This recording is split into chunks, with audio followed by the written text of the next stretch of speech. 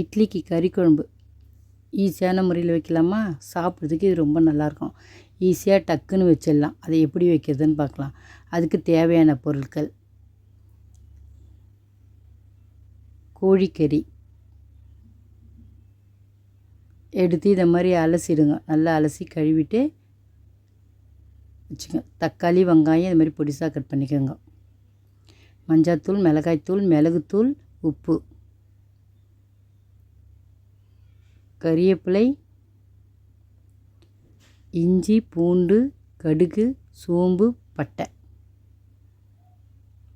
இஞ்சியை நல்லா நசுக்கி வச்சுக்கோங்க. பூண்டியை இஞ்சியை நல்லா நசுக்கி வச்சுங்க. இப்போ ஒரு குக்கர் எடுத்து வெங்காயம், தக்காளி சேர்த்துருங்க.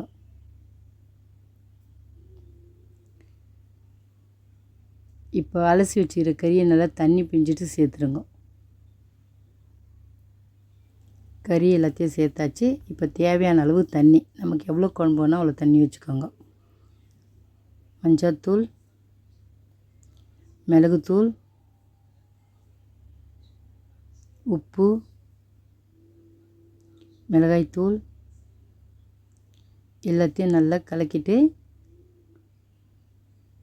இது மாதிரி எல்லாம் கலக்கி விட்டுருங்க. இப்போ ஒரு குக்கர் மூடி போட்டு வேக வச்சிடலாம். 4 விசில் போட்டால் போதும், கறி வெந்துடும். அவ்வளோதான், பாருங்கள், கறி வெந்துடுச்சு. இப்போ இதை அடுப்பில் வச்சு 2 கொதித்த உடனே நம்ம தாளித்து ஊற்றிடணும். அவ்வளோதான், எவ்வளோ சீக்கிரம் குழம்பு ரெடி ஆகிடுச்சு பாருங்கள். இது இட்லிக்கு சாப்பிட்றதுக்கு ரொம்ப நல்லாயிருக்கும். இட்லி, தோசைக்கு இது 2 கொதிக்க வச்சோடனே இறக்கிடலாம். குக்கர்லேருந்து அப்படியே எடுத்து சாப்பிடக்கூடாது, கொதிக்க விடணும், அப்போ தான் நல்லாயிருக்கும். இப்போ ஒரு கடாய் வச்சுட்டு எண்ணெய் ஊற்றிடுங்க. கடுகு போட்டுருங்க. கடுகு போட்டோன்னா சோம்பு, பட்டை போட்டு இஞ்சி பூண்டையும் சேர்த்துருங்க. அதிலே நெசுக்கி வச்சோம்னா அதை சேர்த்து நல்லா வதக்கிடுங்க.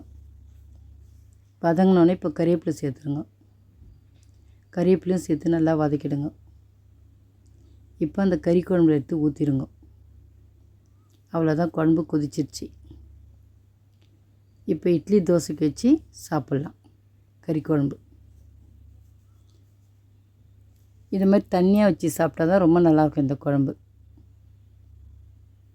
குழம்பு ரெடி ஆயிடுச்சு. நீங்களும் இதே மாதிரி செய்து பாருங்கள். இந்த குழம்பு எப்படி இருக்குன்னு சொல்லுங்கள்.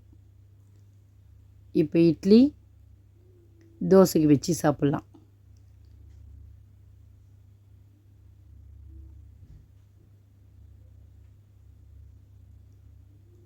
தோசையும் ரெடி ஆயிடுச்சு, இட்லியும் ரெடி ஆயிடுச்சு. இப்போ நம்ம சாப்பிட்லாம். வாங்க சாப்பிட்லாம்.